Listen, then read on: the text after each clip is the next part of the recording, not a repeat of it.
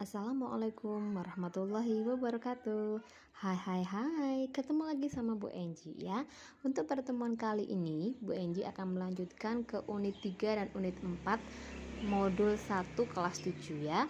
Untuk unit 3 ini kita akan membahas tentang perkalian, pembagian, dan perpangkatan bilangan bulat ya. Kita mereview lagi di materi waktu SD dulu. Apakah ini maksud dengan perkalian? Perkalian itu merupakan penjumlahan berulang. Jadi diulang, penjumlahan yang diulang dengan angka yang sama. Sedangkan pembagian itu merupakan pengurangan berulang. Oke, contohnya ya. Misalkan di sini Bu Enji punya 4 dikali 5. Nah, itu maka yang berulang itu bukan 4-nya sebanyak 5, bukan, tapi dibalik ya. 4 kali 5 itu berarti 5-nya ini dijumlahkan sebanyak ada 4. Jadi 4 kali 5 itu sama dengan 5 tambah 5 tambah 5 tambah 5. Ada 4 ya. 3 kali 6 berarti 6-nya sebanyak 3. 6 tambah 6 tambah 6. Bukan 3-nya ada 6, bukan, tapi 6-nya yang ada 3. Dibalik ya. Kalau pembagian itu tadi adalah pengurangan yang berulang-ulang. Di sini dicontohkan Bu Enji 72 dibagi 8. Jadi sama dengan 72 dikurangi 8 dikurangi 8 dikurangi 8 sampai ketemunya sama dengan 0 gitu ya. Nah, sekarang hasilnya berapa, Bu? Ya, hasilnya kita hitung. 8-nya ada berapa di sini? Ada 1 2 3 4 5 6 7, 8, 9. Oh, ada 9, Bu. Berarti 72 dibagi 8 itu sama dengan 9. Ini bagi mereka-mereka yang belum hafal perkalian, pembagian itu ya. Belum hafal perkalian itu sangat membantu sekali. Tapi ya gitu, waktunya jadi lama. Cuma ini Banji lagi mereview lagi konsep awal dari perkalian dengan pembagian ya. Oke, lagi contohnya Bu Enji contohkan di sini 12 dibagi 3. Berarti 12 dikurangi 3 dikurangi 3 dikurangi 3 sampai terakhir sama dengan 0. Nah, nanti hasilnya 12 dibagi 3 itu berapa? Itu sejumlah angka 3-nya ada berapa di sini? Ada 1 2 3 4. Oh, berarti 12 dibagi 3 itu sama dengan angka 4. Kenapa? Karena di sini 3-nya ada sama dengan 4 gitu ya. Ini kalau yang belum hafal perkalian. Oke.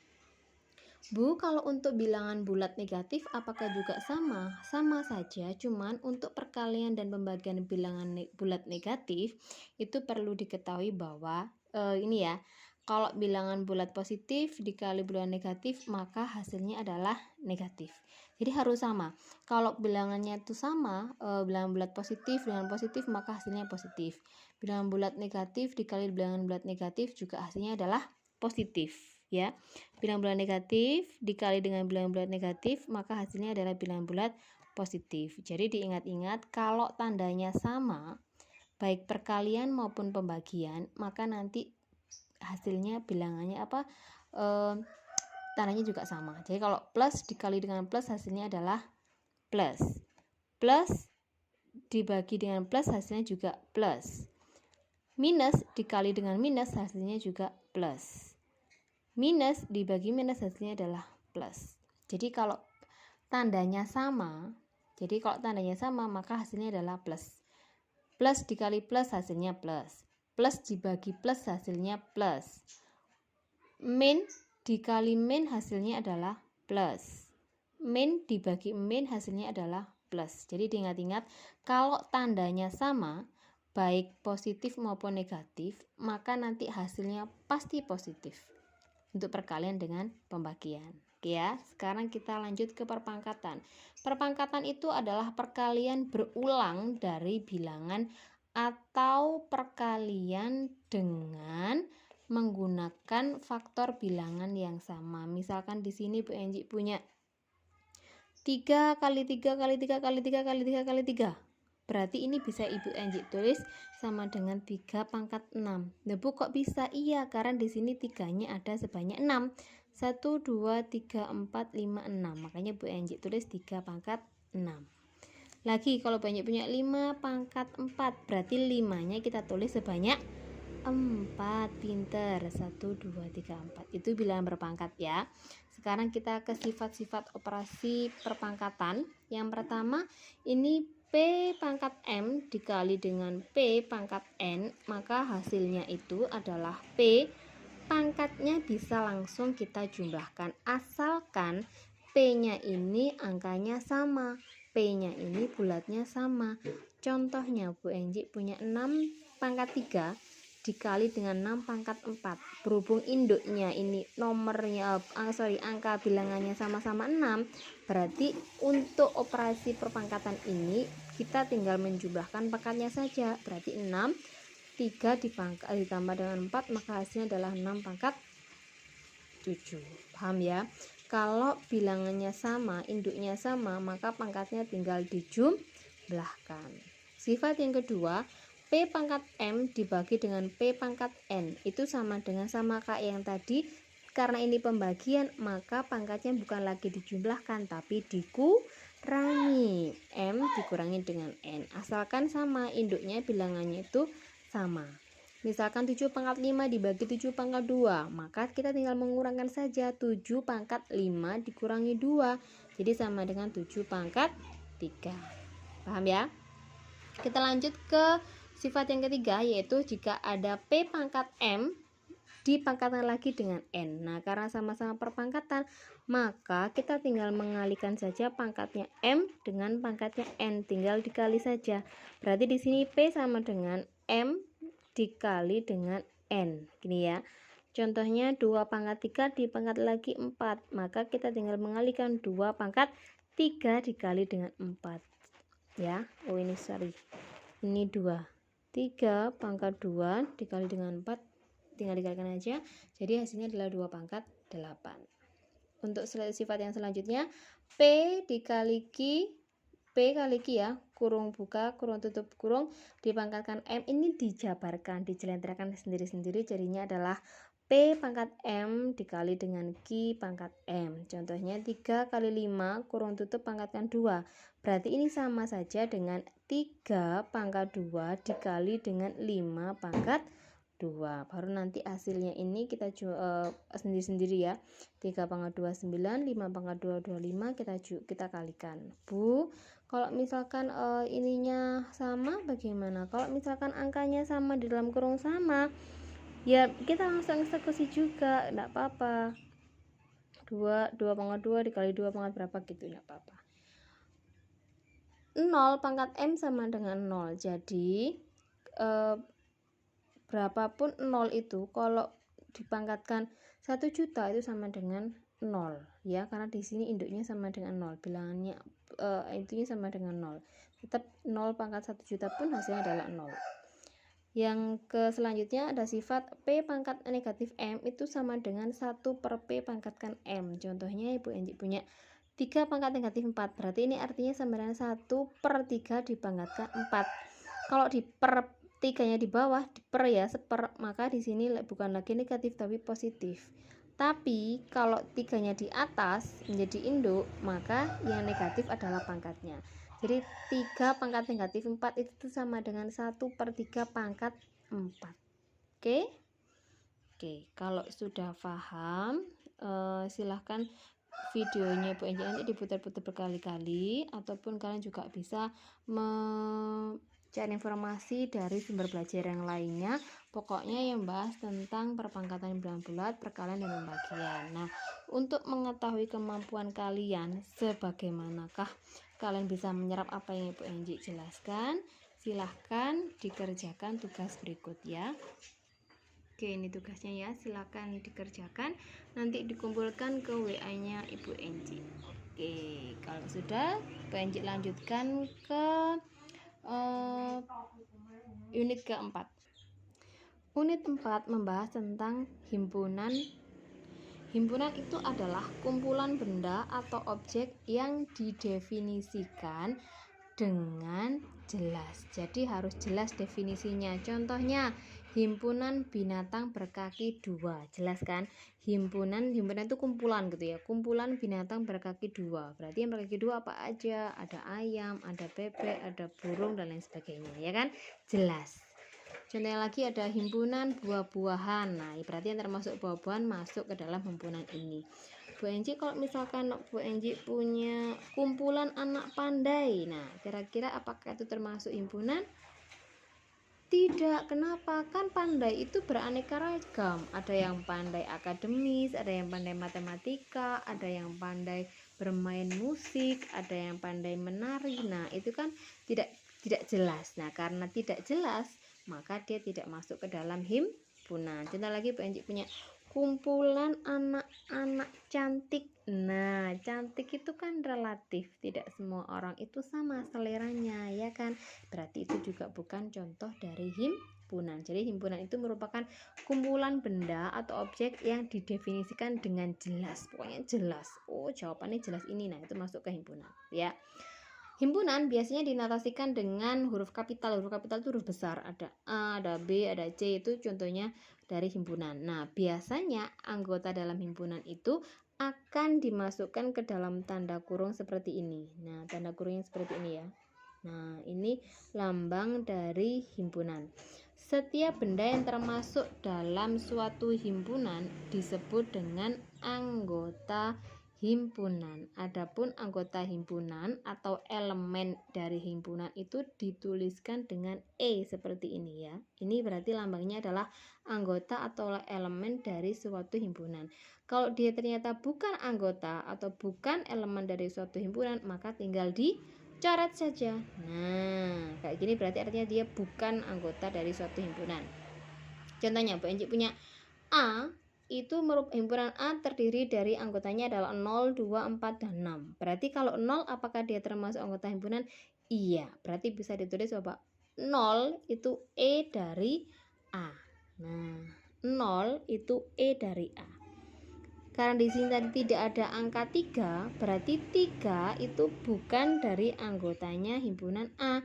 Maka bisa ditulis 3 E dicoret A. Paham ya? Jadi kalau E tadi itu berarti adalah anggota himpunan atau elemen. Kalau E dicoret berarti dia bukan anggota atau elemen dari suatu himpunan. Oke.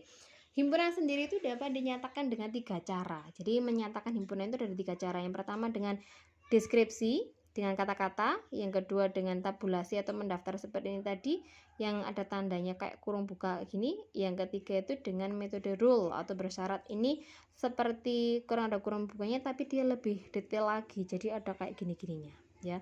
Syaratnya itu apakah dia anggota bilangan asli atau bilangan caca kayak gitu-gitu. Oke, yang pertama dengan metode deskripsi atau kata-kata, yaitu dengan menyebutkan semua sifat atau syarat anggotanya. Contohnya A adalah himpunan bilangan bulat di antara negatif 3 dan 3. Maka bisa kita tulis bahwa A itu sama dengan bilangan bulat di antara negatif 3 dan 3. Jadi ini dengan kata-kata semua, nggak ada yang dengan menyebutkan angka karena deskripsi. Yang kedua dengan metode tabulasi atau mendaftar, yaitu dengan menyebutkan semua anggotanya. Contohnya, B adalah himpunan bilangan prima kurang dari 10. Jadi kita masukkan, kita tuliskan semuanya. Bilangan prima yang kurang dari 10 berarti ada angka berapa aja? 2, 3, 5, 7. Oke, bagus. Jadi kita tinggal tulis B sama dengan kurung buka kayak ini tadi, 2, 3, 5, 7 kurung tutup. Yang ketiga itu dengan metode rule atau bersyarat, yaitu dengan notasi pembentuk himpunan. Jadi notasi pembentuk himpunan itu kayak apa Bu ini? Notasi pembentuk himpunan ya. Jadi contohnya seperti ini, dibacanya adalah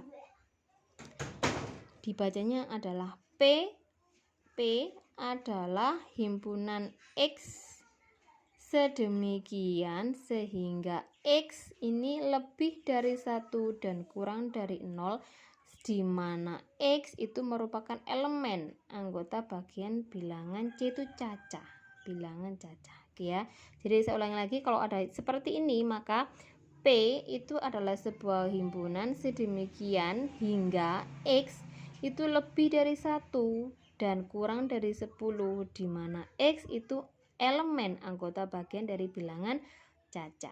Jadi lebih bersyarat itu lebih ada tanda notasinya seperti ini ya. Oke.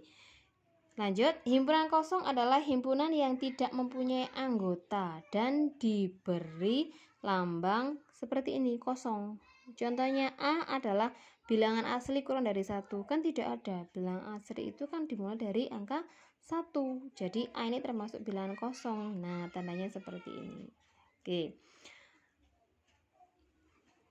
Sekarang kita lanjut ke himpunan semesta atau universe. Himpunan semesta atau universe itu adalah himpunan yang memuat semua anggota, biasanya dilambangkan dengan S atau U, yang sering S ya, S besar gini ya. Contohnya, tentukan himpunan semesta yang mungkin dari A. A itu ada 1, 3, 5, 7, 9. Kira-kira kalau 1, 3, 5, 7, 9 berarti dia bagus. Bisa juga A ini adalah anggota bilangan ganjil kurang dari 10, bisa kan? Anggota bilangan asli juga bisa. Jadi semestanya bisa bermacam-macam. Karena A1, 3, 5, 7, 9, maka himpunan semesta yang mungkin adalah S-nya itu bilangan asli, atau S-nya bilangan bulat, S-nya bilangan ganjil boleh, S-nya bilangan cacah. S tuh karena S tadi itu kan himpunan yang memuat semua anggota. Nah, makanya semua anggotanya. Oke. Himpunan dapat pula dinyatakan dalam bentuk diagram Venn seperti ini. Jadi kita yang langkah pertamanya itu adalah kita membuat kotak besar seperti ini. Terus di pojoknya sini ada tulisan S. S itu berarti melambangkan semesta. Nah, yang bulat-bulat ini menandakan adanya himpunan. Kalau A ini berarti himpunan A, yang B ini berarti himpunan B. Nanti anggotanya A dan anggotanya B tinggal dituliskan di dalamnya sini. Itu ya. Jika setiap anggota himpunan A juga termasuk anggota himpunan B, maka bisa dilambangkan A itu seperti ini. Jadi C di bawahnya seret B, karena setiap anggota A itu termasuk juga masuk anggota B. Tetapi jika A bukan himpunan bagian dari B, maka lambangnya tinggal dicoret, bukan lagi sama dengan tapi dicoret. Jadi yang atas ini menyatakan bahwa anggotanya A juga termasuk anggotanya B. Kalau yang bawahnya yang ada coretannya ini berarti anggotanya A bukan dari bagiannya himpunan B, gitu ya.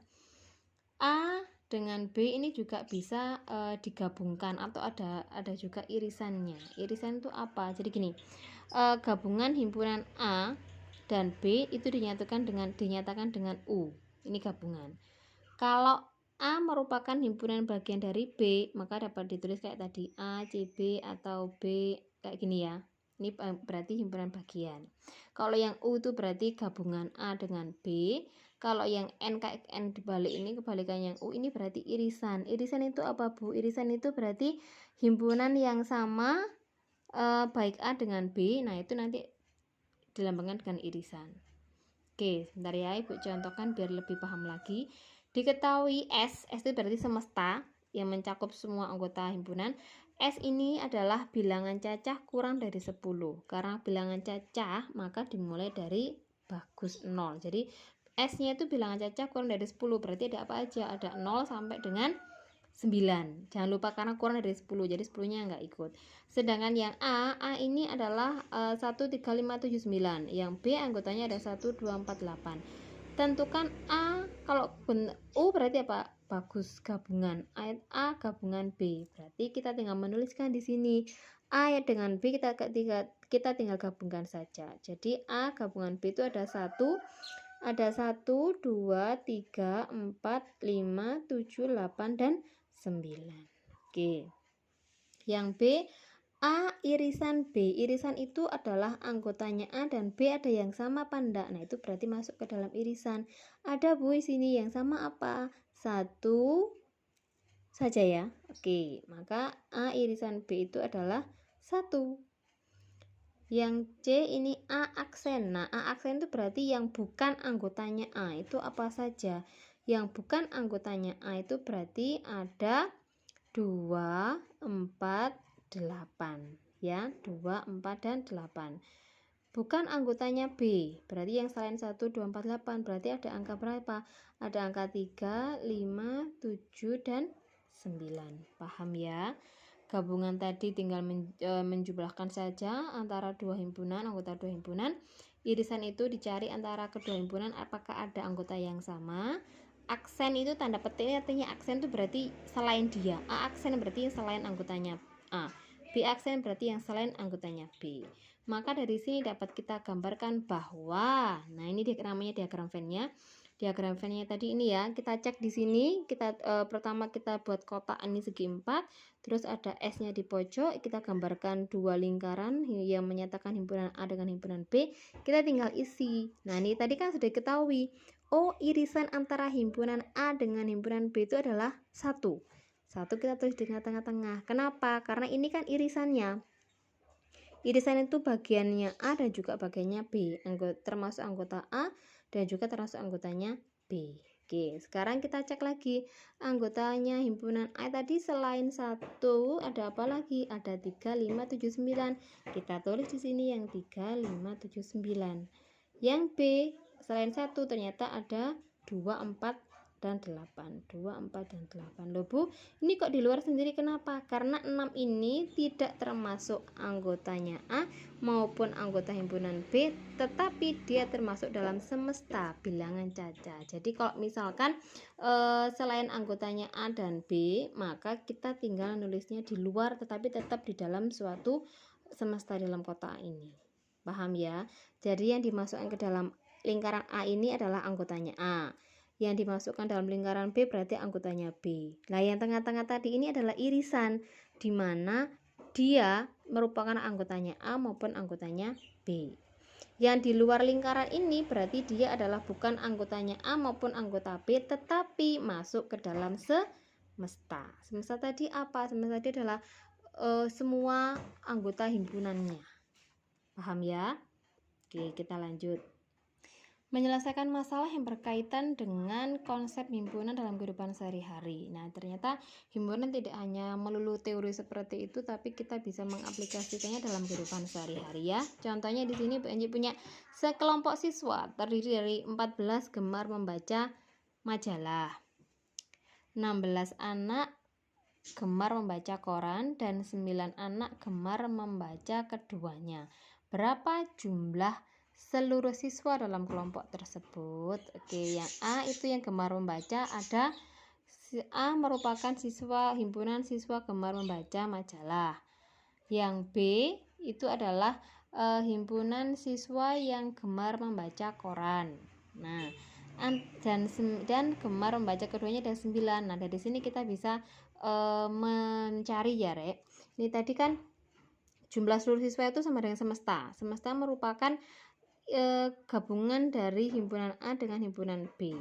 Nah, himpunan A tadi, semesta tadi itu himpunan A dengan himpunan B. Nah, gabungannya ini kan ada yang suka keduanya, ya kan? Ada irisannya. Nah, ini kita masukkan jumlahnya himpunan A ditambah dengan jumlah himpunannya B dikurangi dengan jumlah antara irisan A dengan irisan B. Jumlah yang suka dengan yang gemar membaca majalah itu tadi ada 14, ya kan? Ini ada 14. Sedangkan yang gemar membaca koran itu tadi ada 16. Nah, dari sini kita bisa mengetahui jumlah seluruh anaknya sebenarnya berapa. Maka Bu berarti tinggal dijumlah aja. Tidak, kenapa? Karena di sini tadi kan ada 9 anak yang gemar keduanya. Nah, ini tinggal kita kurangi. Berarti 14 ditambah dengan 16 dikurangi irisannya yang senang keduanya, baik membaca majalah maupun membaca koran. Jadi 14 tambah 16 dikurangi 9, 21. Jadi nggak langsung dijumlah 14 tambah 16, tidak. Kenapa? Karena tadi ada yang gemar keduanya, jadi dikurangi dengan itu. Paham ya? Oke, kita lanjutkan nomor 2. Didapatkan data dari 40 anak terdapat 25 anak hobi bermain basket, 20 anak hobi bermain voli, dan 12 anak hobi keduanya. Oke, semestanya berarti 40 ya kan? Dari sini semestanya ada 40.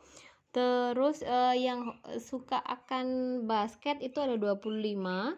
Basket ini sukanya ada 25. Terus ada suka yang voli itu tadi ada 20.